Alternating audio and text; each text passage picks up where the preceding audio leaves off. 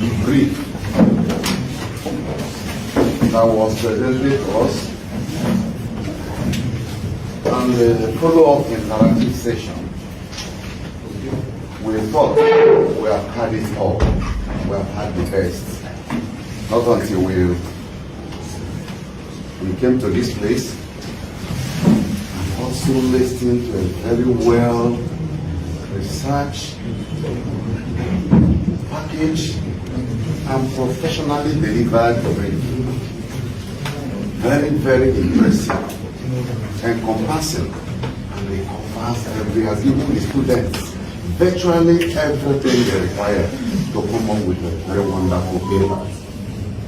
The presentation covered virtually everything that concerns the objective of our, the team of our paper.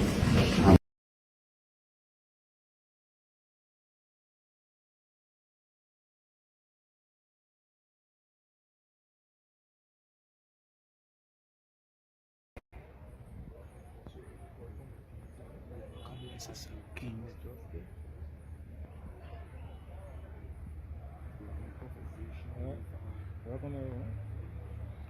We are the conversation with. All right. So, welcome, members of the media industry. We are here in the courtyards at the Temple of Justice. I remember yesterday there was a trending video involving my client, Pastor Clifford Perry, and the St. Paul Bridge area, where it was alleged that he had gone there to bribe DA officers. And that was the scuffle that was between them until we had to know the actual story.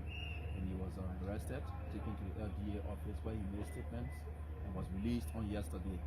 So today we have decided to have this conference because we are here. Though the investigations are yet ongoing, but the LDA only charged him for obstruction of justice.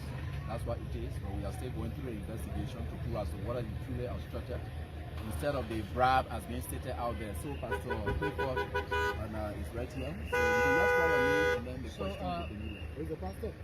Yeah. Yes, please. Good morning to everybody. I am Pastor Clifford Payne. It's a pleasure to speak to you this morning. Yeah. So, okay. So, welcome to Spoon TV and other media institutions. You last here at the grounds of the Temple of Justice.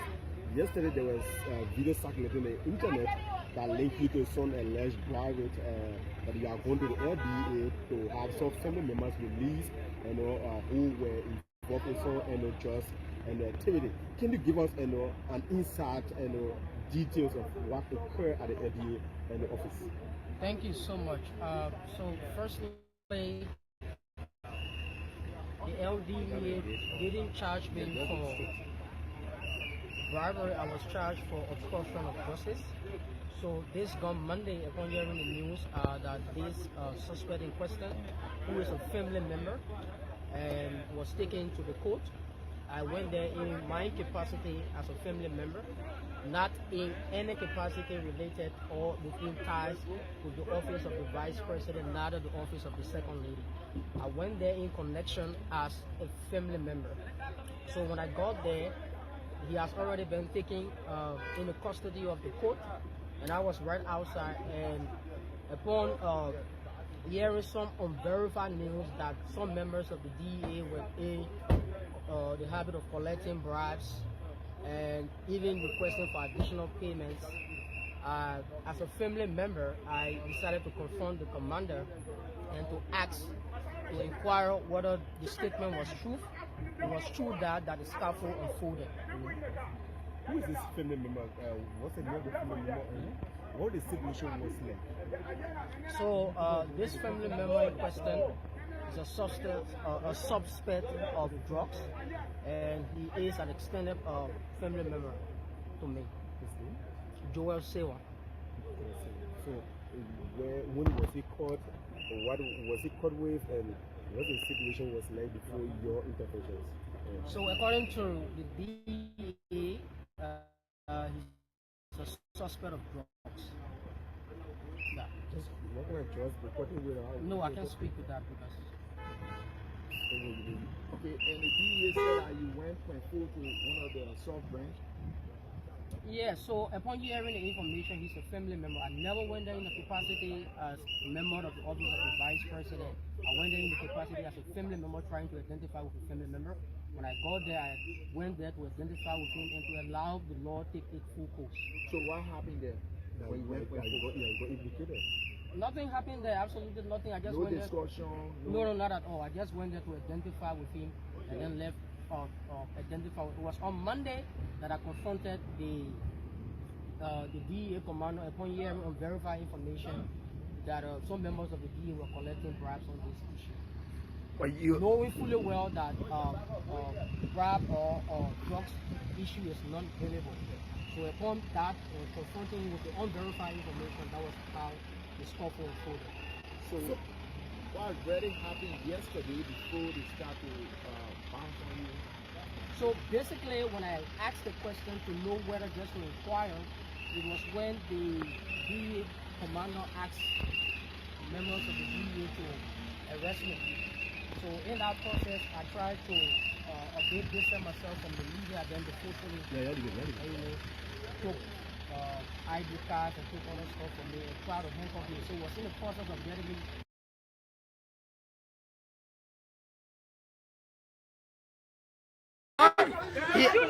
He said he's from the office of the vice president. He said he's from the office of the vice president, and he keeps to bribe the LTA agents here. And so the LTA, the tension continue to build here because, I mean, he's claiming that the LTA ate the money. You have his ID card. So, from what we are told, he's from the office of the vice president. And he came to talk to the DA to release. This is his ID card. This is his ID card. This is his ID card. This is his ID card. And so we are told he's from the office of the vice president, who actually came to talk to the LDA. Hey, guy! And so the LDA, the place is getting tense here. Yeah.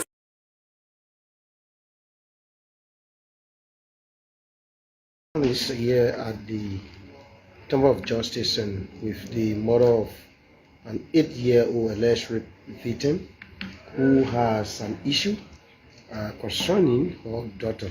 Can you explain? First, they call your name. I'm Naomi Tambi. Okay, tell us. I'm Naomi Tambi from the GSA Road. My daughter attending Faith Mission Christian System School in GSA Road Rehab. A big blue building in fence. She went to school November 17, which was the one Monday. She was okay, nothing happened to her. She was lively when she left. Coming back in the evening, she started coming home limping. So when she came in, I asked her, what happened? She said nothing. But she limping. She walking, she feeling pain. I said, because she high, so I thought maybe she not do something to the school or teacher will beat her. Or maybe she not follow someone small friendly. But also any kind of way, she said nothing, mommy, nothing. So I said, okay. I made the hot water because normally in the evening, two of us can bathe together. I fetched the hot water, I put the water in the bucket.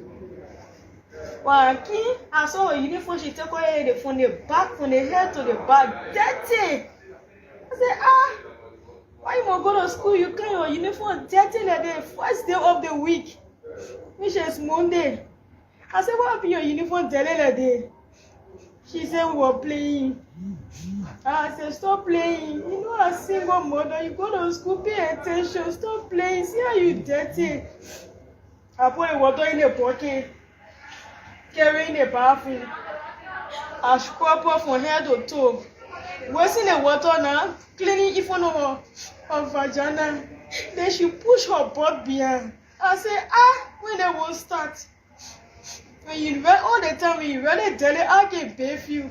So since he tell it like that today, me bath you, I bathing you, I'm reaching phone on you, pushing your butt. What happened? She said nothing. And I talk, I bathe, dress, we go in the room. Then I call her. I said, you like chocolate milk? She said, yeah. I said, tell me what happened to you. You can't inside you walking leaping. What did happen to your foot? She said, I know her foot hurting. I said, then why you leaping? She said, nothing. I mean, I was talking that thing, the conversation last for like 1 hour plus. I got angry. I said, since you now will tell me I can't be you. I'll tell the ratty and say later.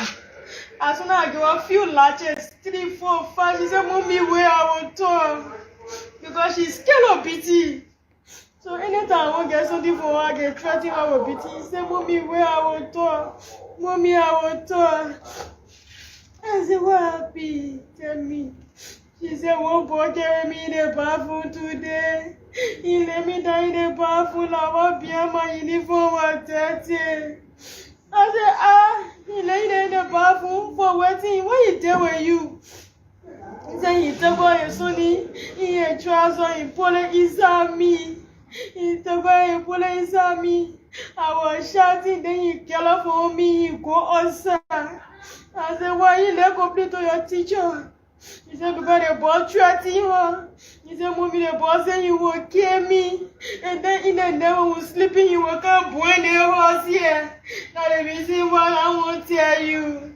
Now I tell you, I call Mona.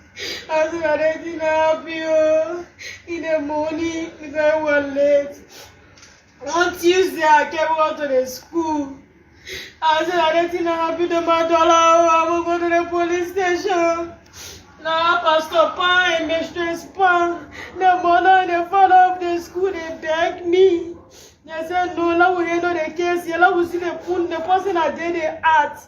I said, all right. Now, calm down. Then, one other man in the school was teaching the children, they call him Mr. May. Mr. May said, where I will get the person. Why she said the boy in 5th grade in the school, I will get him. Now the man went. After he canceled her, he talked to her, he pet her, she was free because she was scared. When they reached her 5th grade class, she started treating me. She said she won't go inside. They may have to pet her. They put the boys there outside one by one. Now they went here, she said no. Now the other person, she said no. The last person came, which is the boy came. My daughter started crying. What is the name? Your name Lincoln Charles. In 5th grade. My daughter started crying. How old is he? In 15 years. She started crying. She said she won't talk. Mommy, I won't talk. The boy said he won't kill me. I won't talk. I said, I beg you, talk. Nobody will do nothing to you. I hear. Nobody will do nothing to you. Now they call the boy also. They asked him, he denied it. They asked him, he denied it. And the people say, okay, now they involve the parents. They call, they ask him, what your pa and your money? And no more. He said, he get it, that only his grandmother.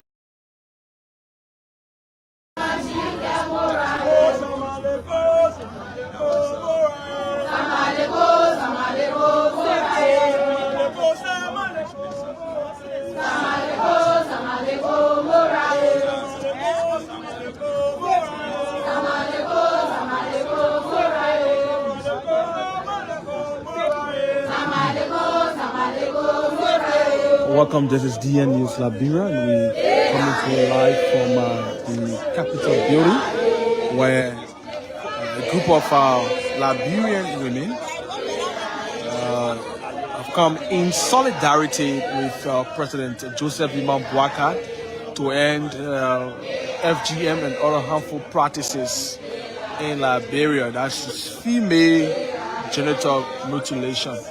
As you know, quite recently at the United Nations General Assembly, President Joseph Liman Boakai announced that his government is going to ensure that harmful practices against women are abolished in the country, and that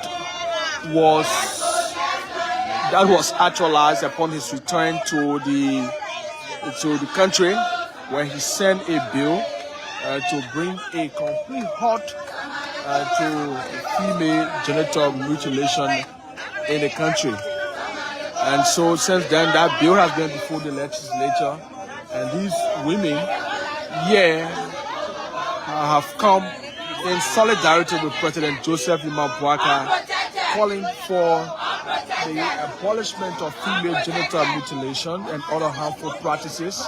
As you know, the Liberia for a long time have practiced the Sonnet and Plural societies have been teaching young girls and young men about tradition, but it is being widely reported, especially by individuals or young girls who've gone through the practice of the Sonnet society.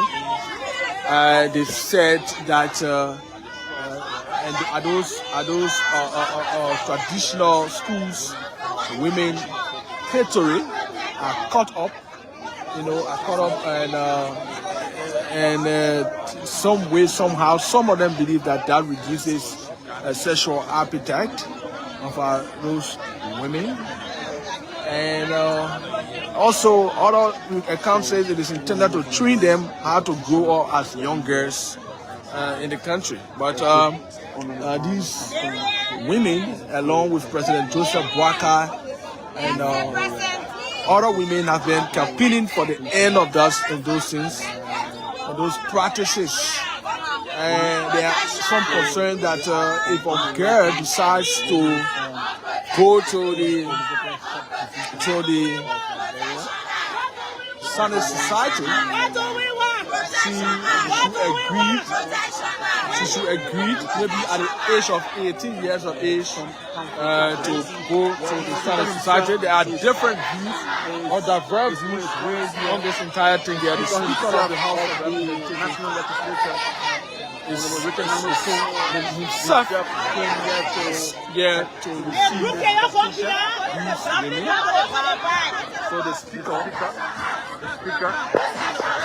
is here to receive this petition. The speaker is here to receive. We are unprotected. We are unprotected. What do we want? What do we want? Press, can you get it?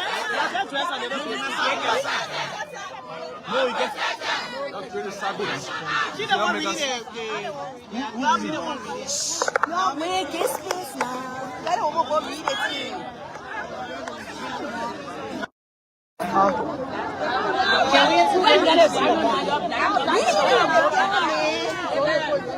Well, let me be up here. Can we have it quiet? Good morning.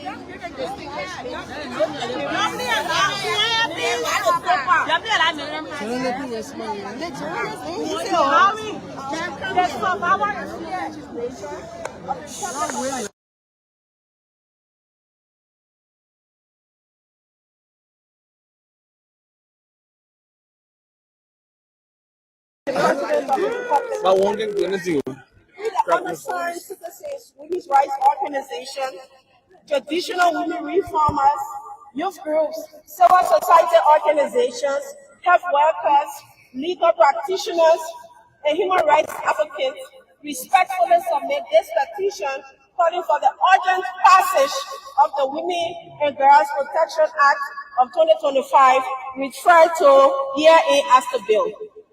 Women and girls in Liberia remain among the most vulnerable populations due to the deeply rooted gender inequalities and the persistence of harmful traditional practices such as female genital mutilation, early and child marriage, child trafficking, and other forms of exploitation continue to undermine their health, safety, and fundamental rights.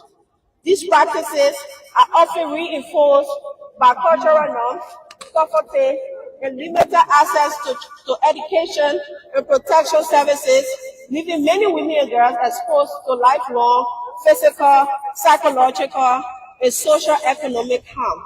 Women and girls in Liberia face significant health risks for female genital mutilation a deeply harmful traditional practices with far-reaching implications for both individual and national development, according to FGM Research Initiative. Approximately 38.2% to 44.4% of Liberian women aged 15 to 49 have undergone FGM, with much higher prevalence rate in rural areas, over 50%, particularly in Nimba, Lofa, Bassa, Riverside, Bapelu, Moserado, Madibi, Grand Cape Mount, Womi, Wang, Grand Judah, among others. FGM can lead to severe immediate complications such as bleeding, infection, trauma, and even death. Mr. Speaker, it also has a long-term health consequences, including chronic pain, obstetric complications, and an increased rates of maternal and infant mortality. These health burdens not only undermine the physical and mental well-being of women, but also strain Liberia's health system, reduce women economic productivity, and hinder broader national development goals. While the Sonnet Society is one of Liberia's most enduring traditional institutions, certain practices associated with it, such as female genital mutilation, pose serious health risks and violate the rights of women and girls. It is both possible and urgent to preserve the positive cultural, educational, and social aspect of the Sonnet Society while eliminating harmful practices. Such reform will safeguard the well-being of women and girls, strengthen communities, and ensure that Liberian traditions evolve in line with human rights standards. This bill is essential for protecting the well-being, dignity, bodily integrity, and constitutional rights of women and girls across Liberia. The Constitution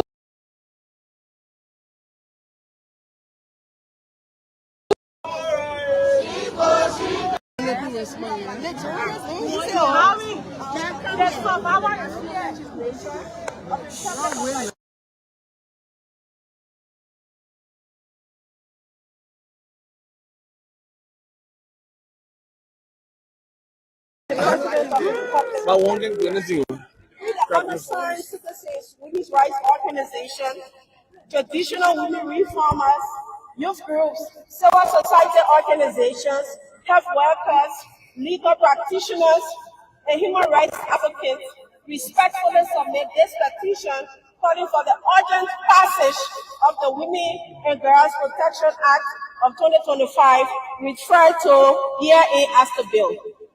Women and girls in Liberia remain among the most vulnerable populations due to the deeply rooted gender inequalities and the persistence of harmful traditional practices such as female genital mutilation, early and child marriage, child trafficking, and other forms of exploitation continue to undermine their health, safety, and fundamental rights. These practices are often reinforced by cultural norms, poverty, and limited access to education and protection services, leaving many women and girls exposed to lifelong physical, psychological, and socio-economic harm. Women and girls in Liberia face significant health risks for female genital mutilation and deeply harmful traditional practices with far-reaching implications. You see that executive mansion? I will turn into a 5-star hotel. I don't need to be in such an elaborate infrastructure. It's been proven that you can run the executive mansion right out of the Ministry of Foreign Affairs. You can run the executive mansion out of a small place. Why do we need a whole Ministry of State just for presidential affairs? And it's a place where different people, all our, look, even me now as CEO with more than 5,000 employees across Africa in multiple countries, I don't really have a special assistant. My laptop is it. I have different departments, different heads of different sections, and they work. Why do we need a president to have such elaborate infrastructure? The sooner we review this, the better the budget will begin to work for us and for the people. If that doesn't happen, we're always going to have this situation. And that's why we're saying, ladies and gentlemen of the press, people in Radio Land, that we need to change the governance style of our country by changing the people we give power to. Thank you so much.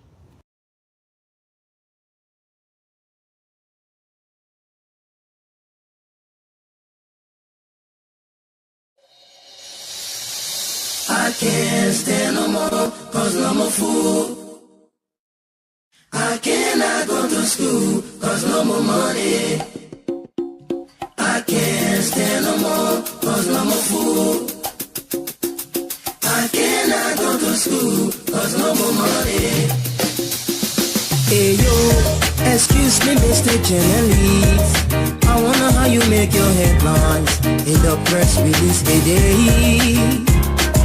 Although I read the news every day, but I'm really still getting confused now. And I just wanna ask you some questions. Oh, is it based on money? Is it based on presidency? Is it based on technology? Is it based on war? Tell me, we got major headlines. Oh, we got major story. Yeah. There is no job, no money for hustlers. We got major headlines. We got major stories. Major headlines and major stories in your area. Good evening and a pleasant welcome to the round table. Today is November 27, 2025. My name is William McGill. It's a great pleasure to be back on your stream tonight to give you all of what you deserve as a viewer of this wonderful show. So tonight gonna be fascinating, and we're gonna talk more about our country, Liberia. We're gonna talk more about our continent, Africa as well. And we're gonna be bringing you things that have happened during the course of the day right here on the round table. Again, my name is William McGill. Let's take this break of this music to be right back. How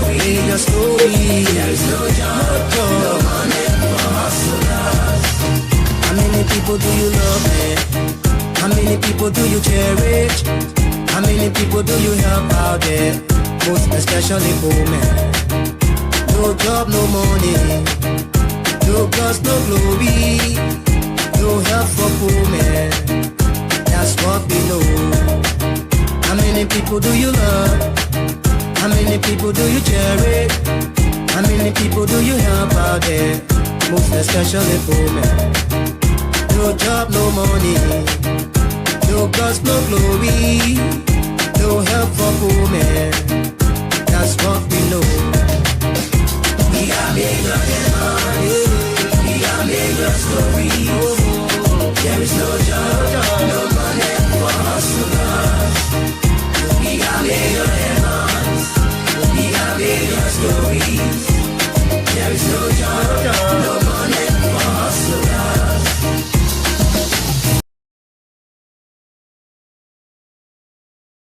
Welcome back to the program. It's a great pleasure to be on here. Yusuf Kamara says, "Good evening, Mama Africa." Good evening, Yusuf. And he says he's from Liberia, Grand Kipma Kante. It's a great pleasure. Hope you will be able to support your Kante for the Kante meet. So, what is it we have on our dock on our discussion point tonight? We come in to talk about things that matter the most to our country, Liberia, to our wonderful and beloved country, Liberia. So let's say happy Thanksgiving Day to all of our folks there in the U.S. Mr. Abu is having some busy schedule and won't be able to come on to talk on the program. But basically, we say happy Thanksgiving Day. So let's bring a little background of what this day is about for the American people. The first Thanksgiving was celebrated in North America in 1619, long before the founding of the United States. So Thanksgiving was celebrated in the autumn as a way to express thanks for a bountiful harvest. So, most especially for farmers and everything. That's exactly why they had this day. So in 1941, the U.S. then President Franklin D. Roosevelt, signed a joint resolution of Congress fixing the official National Thanksgiving Day as the fourth Thursday in November, starting in 1942. So officially, it was signed in 1941. Every last Thursday in November should be Thanksgiving Day in the U.S., and in 1942, this took effect. And since at that time, Americans of all backgrounds come together with family and friends on Thanksgiving Day to give thanks and to celebrate with meal. So today, people in the U.S. will be basically eating turkey. Thank you, Madam P. Wala is also watching us tonight. We'd like to say thanks for coming up, and we're talking about today's Thanksgiving. We'll have meal together. Families are together today in the U.S. Eating turkey, having meal together, and just having some time reflecting on things that matter the most to them as family. And you know, Thanksgiving traditions also often include offerings to charitable organizations to help the less fortunate. Let me know if you want to get offering. And today, Thanksgiving Day, you can also give me offering to a needy. Yeah, same as charitable organization needed and needed as well. So yeah, just say, Will, how can I get your Thanksgiving? And happy Thanksgiving, my Thanksgiving on you that are watching as well. So that is it for Thanksgiving tonight. We will take a light look at a recent situation in Guinea-Bissau, and is a serious thing, and we want to look at that, the situation in Guinea-Bissau, and uh, is serious. Uh, Guinea-Bissau uh, is is a serious situation.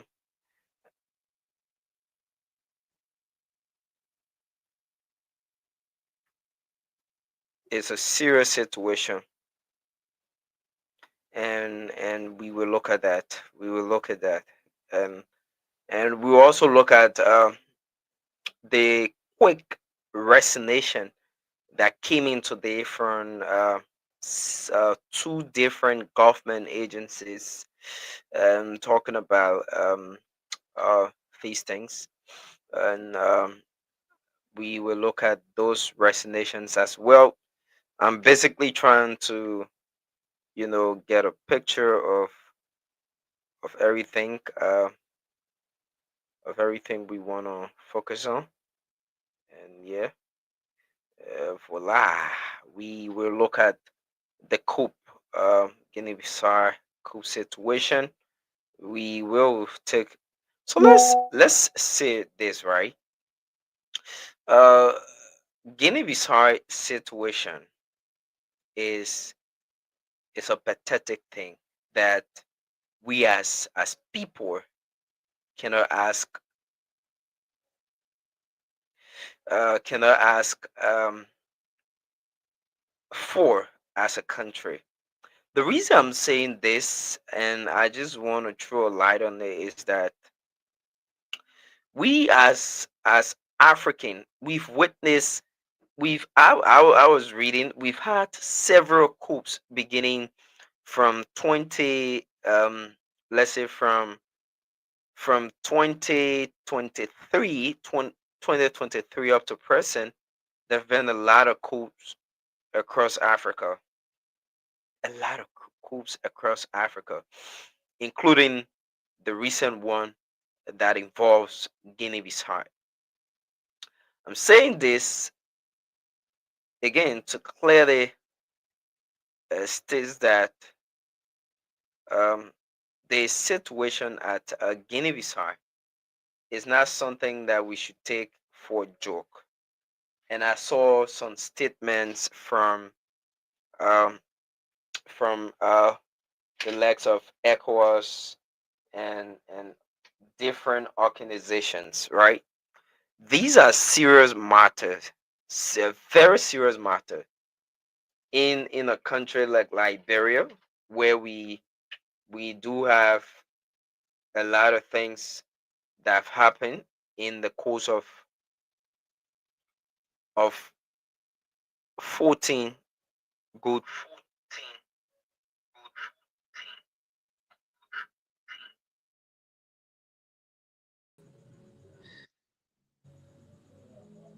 We've had we've had several things happening in the course of 14 years. 14 years. And this is basically and this is basically and this is basically and this is basically and this is basically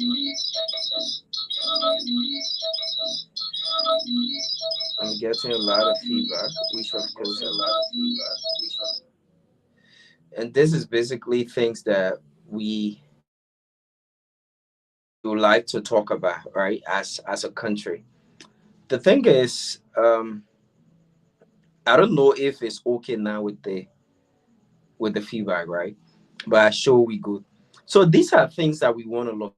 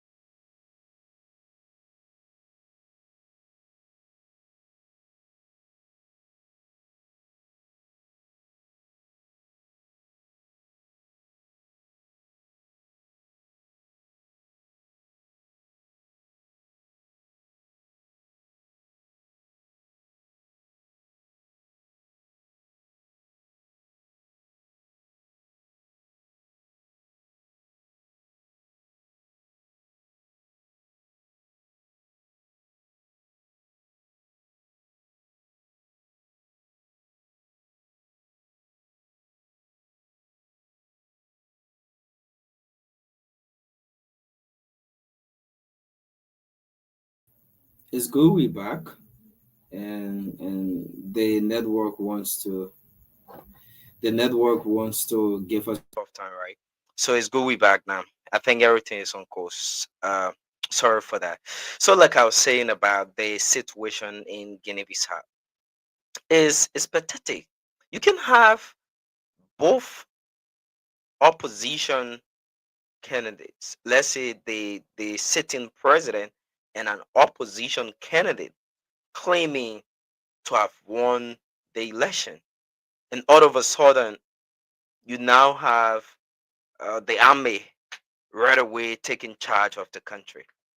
They took charge, and they basically it says that because they want to uh, save the results of the election, and they don't want the result to be tampered with. It's good to understand But why with these things that are happening now? Why? Why would there be a coup? And I listened to the president of Guinea-Bissau speaking on French, uh, one of French 24. Yeah, these are things that we don't need in Africa. We don't need in our continent. The the struggle for power. Why will African leaders be so power grieved? Similar things are happening across Africa. Kenya, we saw that. And it's bad. Very bad. It's so bad. If they have different way for me to turn that, I would turn it. But let's not basically try to focus on another country's problem mainly. But again, is about the continent Africa.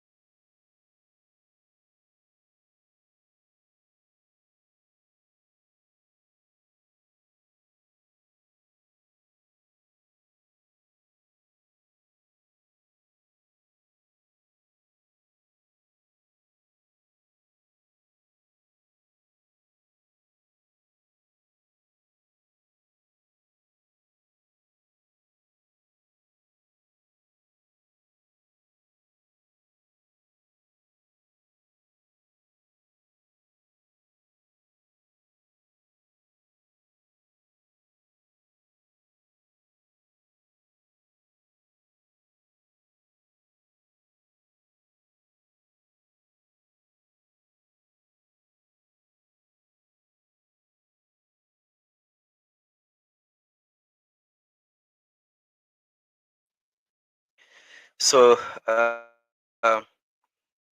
is troubling. The network is actually giving us tough time.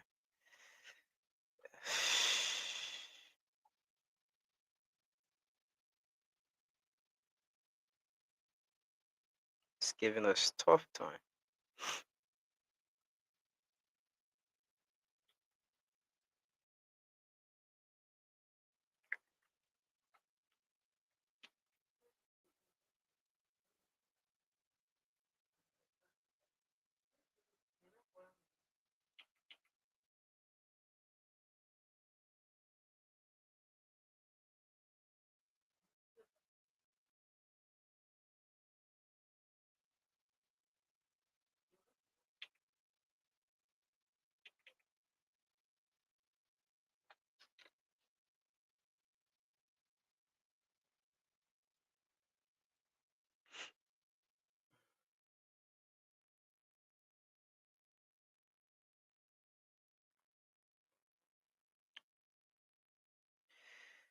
So basically, that is it, and it's so sad. It's so sad for our country. It's so sad for us as people, and it's so sad to know that we won't be able to do anything.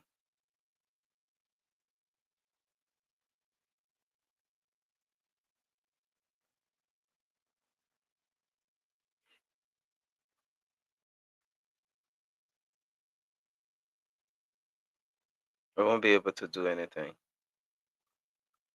The country, the people, and everything is sad. And yeah, but let's bring you this. Uh,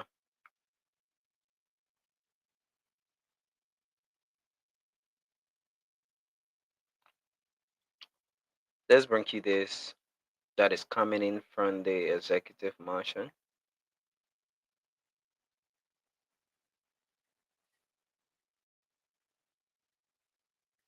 and we will talk about that. We'll talk about that to see how it goes. We'll talk about that.